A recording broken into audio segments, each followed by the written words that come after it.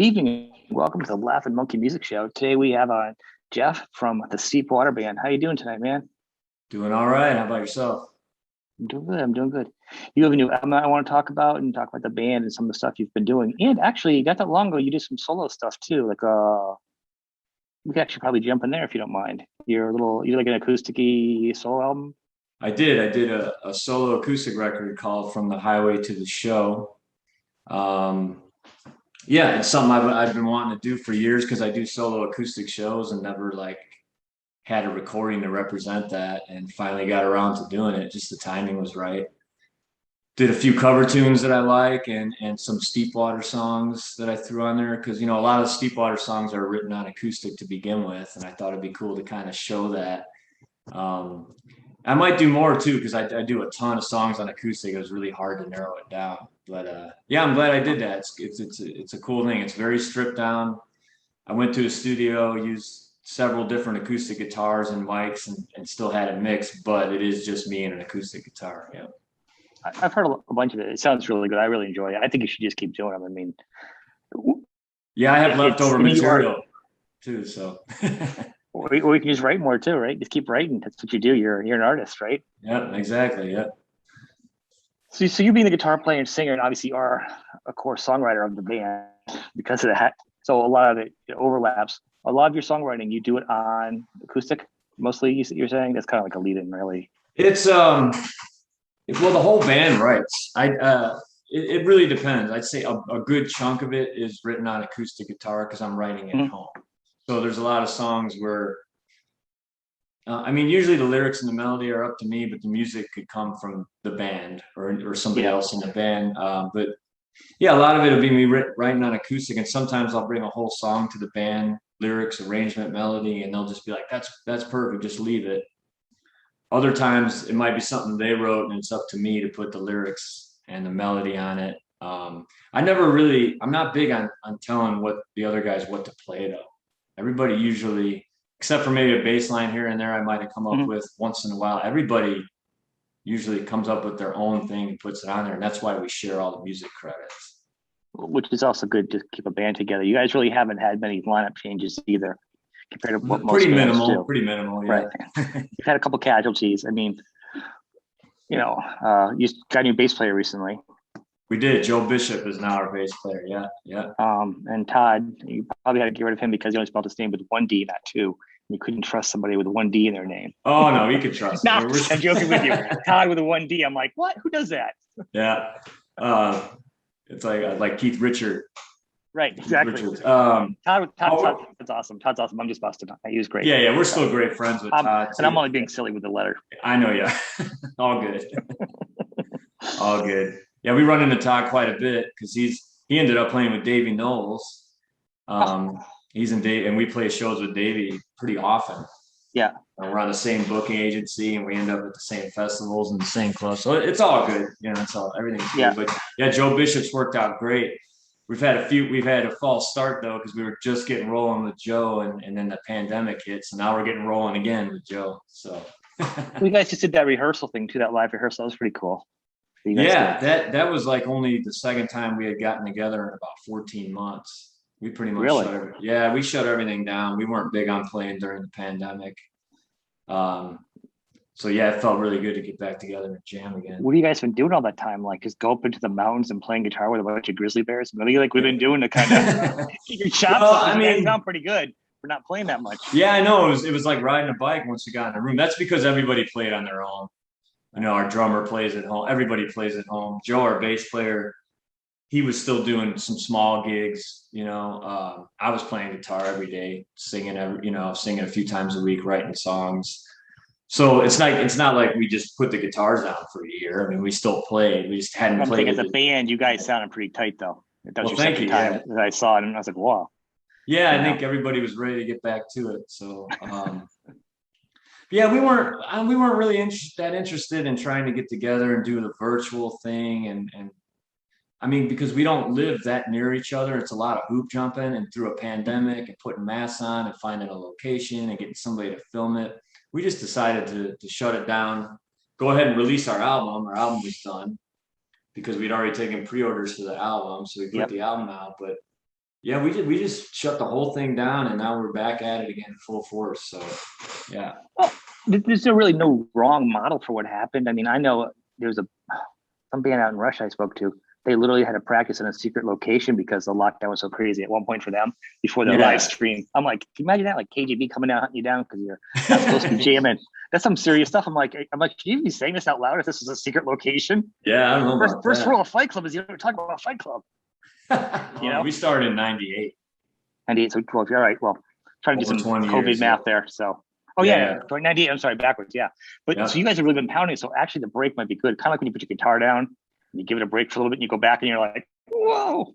yeah, You know, yeah. the break is Yeah, kind I of mean, we made the best of it. The thing is, we had already taken a break when break. when when Todd was kind of leaving the band. There was Mhm. almost a year break there, and then we were getting rolling again. And then this break wasn't planned, but man, we made the best of it, and we knew we weren't going to break up. I mean, if your band's going to break up because you took a year off, I mean, if your band's got any quality to it, not to sound, to me, you could take a year off and the people that like it are still going to like it and you're going to be able to go back playing. I wasn't Right. in panic mode where like, I got to film myself every day playing guitar online. I mean, it's cool. I did a little bit of that and I understand, and people got to make a living, but a Mhm. lot of people around where I live continued to play gigs and that's fine. But a lot of people were getting sick too. A lot of people around me. That's why we were just like, man, we're out. So until there's a I'm like, vaccine. yeah, I don't talk to anything. In fact, I haven't let my kid hug me since last December. They can't make Yeah. eye contact with me. I don't want to get sick. Don't look at me. Look away. Yeah. Look away. Look at the ground. I don't I want to mean, get it sick, was man. real. I mean, I knew like 40 people that had it at one point, and I'm like, yeah, I think I'm just gonna stay home. I know people that their parents were dying in the very beginning. They were losing their parents, and they're doing a Yeah, drive-through funeral thing, and I couldn't say goodbye. I'm like, I'm masking on whatever it takes because I don't want, you know. yeah. But it's opening with the variants coming again. I hope you guys have get a lot of gigs in real quick in case I something mean, happens to I'm their vaccinated. energy. You can carry it when you're vaccinated, but supposedly you won't get the bad symptoms. But I mean, we're still careful, but we're vaccinated. We have to be. No, You I'm saying can't. places might close down again with this big Oh, variant right. coming Yeah, I back know it. again. I mean, they're having Lollapalooza here in Chicago, and it's on an uptick in Chicago. So it's really, yeah, it's strange. So That's gonna. yeah, there really is no thing. I mean, and as a band, you guys have been together obviously for so long, and you put out a steady flow of albums, all consistent. You know, very strong Mhm. material. You guys are a family. You're not going anywhere. So yeah, you guys are locked down as a band. But Yeah. songwriting, it really hasn't had a huge. I mean, the songs, obviously, songs I think are getting better. You know, I think there's a different groove to them. But they're getting Mhm. thicker as you're writing them. That really, after your second album, maybe like Revolution Sunday, you really started hitting a really good groove where you're just, I just think, it was the production with the songwriting, everything just like knock it out of the park and it's been consistent. The other two were good, but some of the songwriting around that one, it just really, for me, started really touching me in a different On way. Revelation Sunday. Yeah. Yeah, that's where I think where your songwriting started to really kind of like, the first two were really good albums.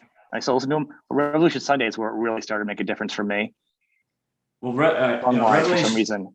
Revelation Sunday was like we had just lost Mike Connolly. We were a three-piece band. Then Mike Connolly had joined, and we were a four-piece band.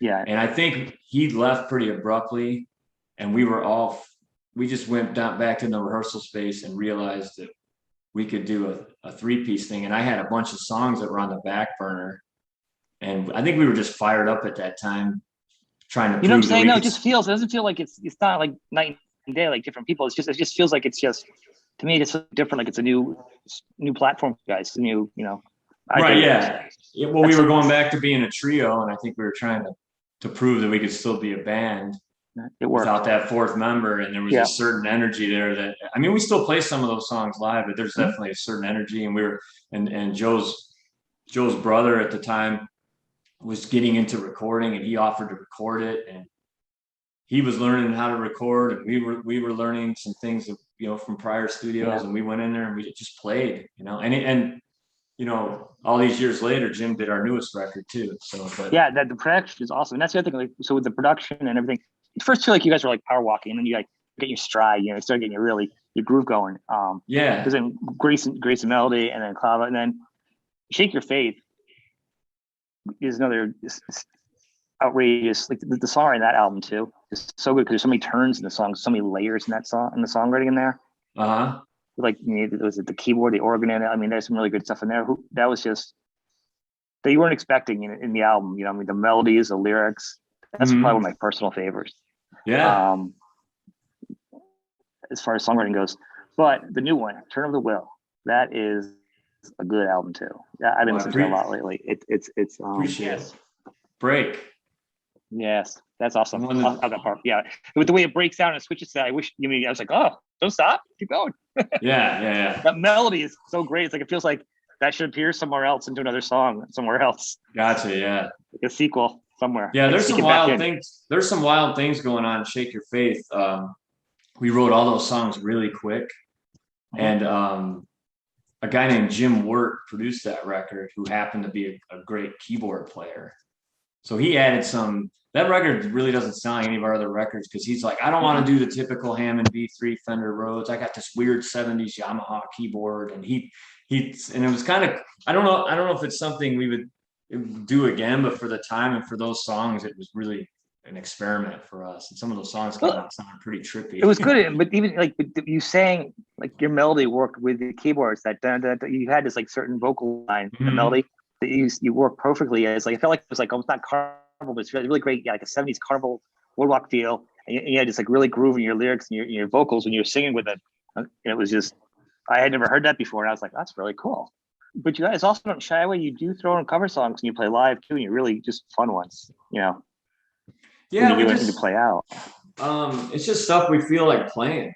I don't know the rhyme or reason as to how we pick our covers. It's just sometimes we'll be riding in the van and somebody will hear a tune or we'll be playing a tune and be like, this sounds like something we would do, and we would just do it, you know.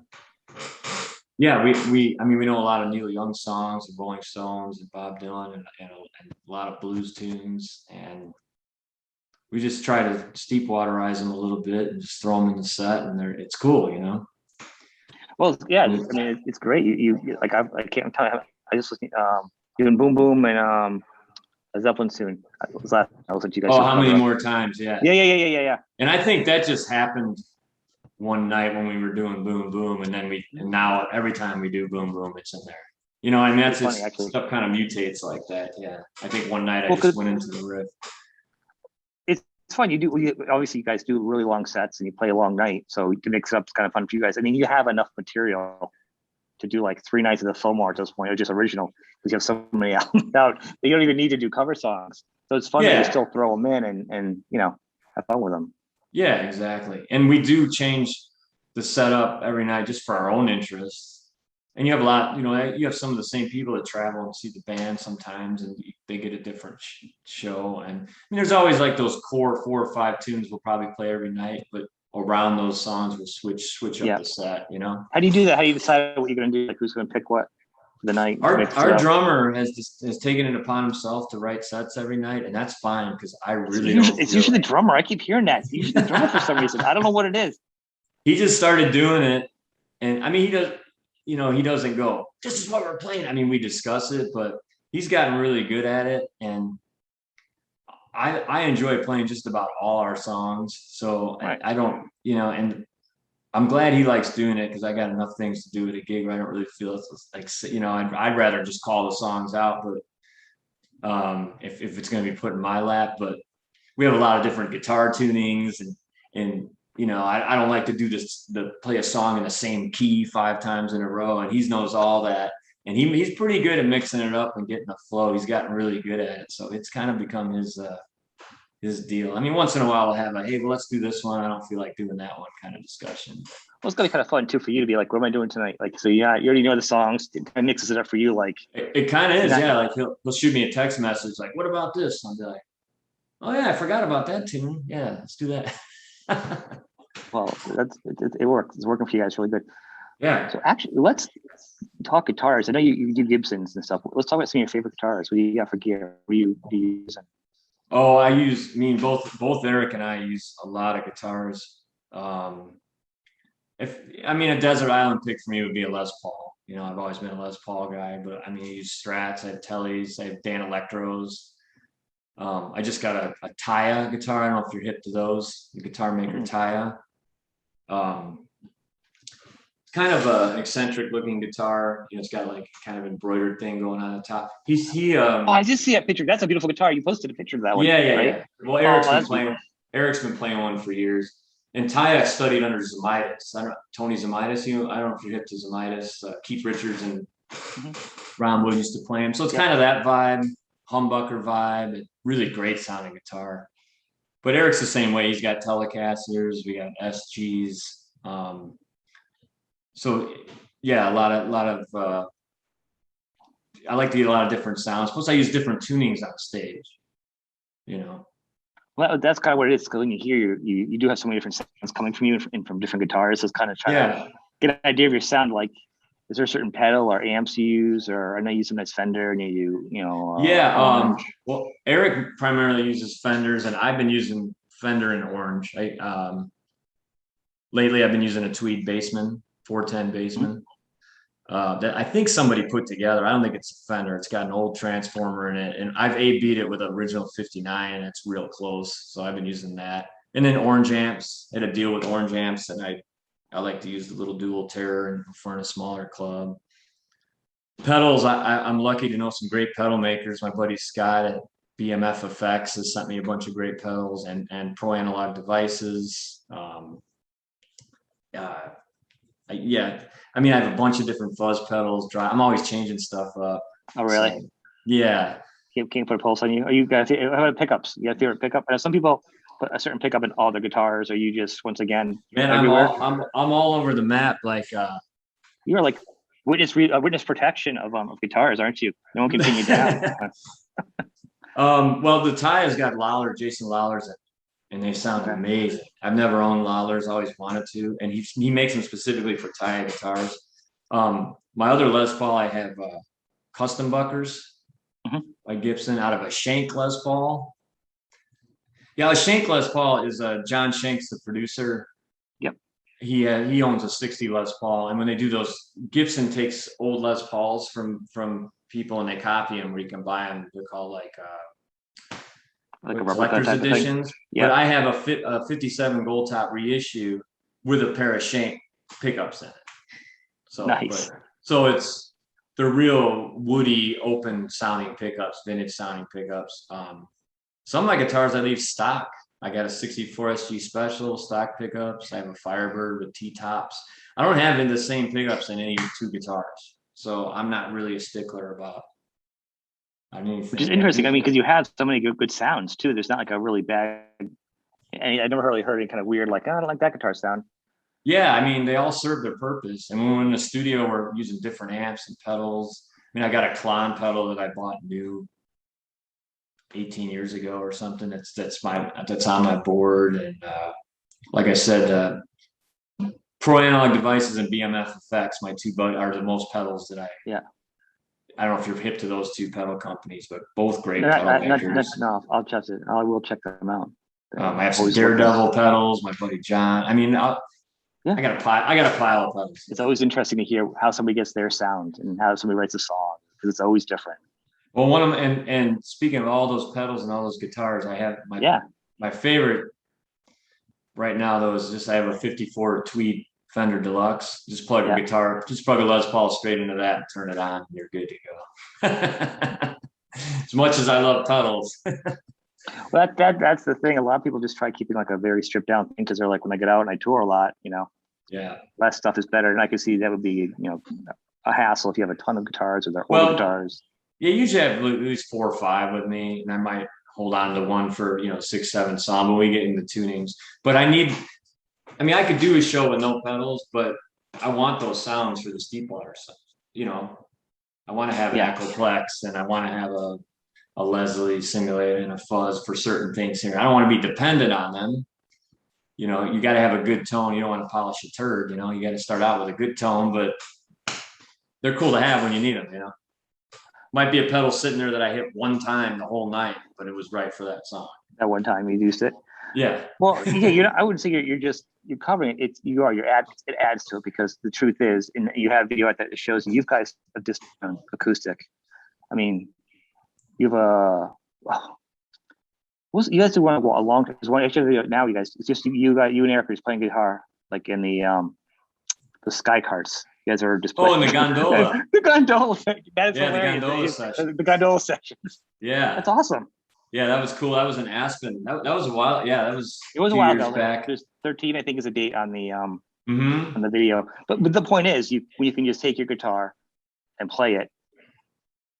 It's the song is still good. You know what I mean? Well, that's the cliche. Like if the song works on acoustic, then In a you gondola. probably have a song. If you can't do it on acoustic, maybe the song isn't quite as strong as you thought it was. Right. You hear a lot of And that's why- songwriters say that, you know. And that's why you can get away with doing all kinds of have fun with all different pedals because the songs you can just be done acoustically too. So it's not like it's like you know. Yeah, those you don't. sounds. Like I said, yeah, you polishing a turd. You can't do that. Right. For lack of a better term, right? It's hilarious. You. So actually, the other thing is you guys do a lot of you've done like 3 live albums already. We might be due for another one, huh? Yeah, that's what I'm gonna say. It's about time. If you look, you almost have like a schedule now. If you look at your discography, the way it's broken down, like every 2-3 years you do an album. You have like an EP. They do like a live one. It's almost like you're getting to a pattern of having it. It's been a while. Yeah, that So might not be a bad idea. I mean, we've had some clubs that have recorded us, and we've almost put them out. The recordings came out so good. We just have not. But I would say we would do one eventually. You know, I like live albums, and Live and Humble it's been out for a while. That was when Eric first joined the band when we did Live and Humble. That's the first thing he plays on. Yeah. So yeah, we might be due for another live one. Just saying. Plenty of live stuff on YouTube. You can't avoid that. You can't, you know. No, you can't. But the live albums that you guys do and get credit for is even better. You know. Yeah. You can get a nice recording and make it all official, like, you know. Everything. I want to thank you for giving me some time today. Yeah, man. Thanks for having me. We'll talk soon. All right, brother. Take care. All right. See you, Sean. Goodbye.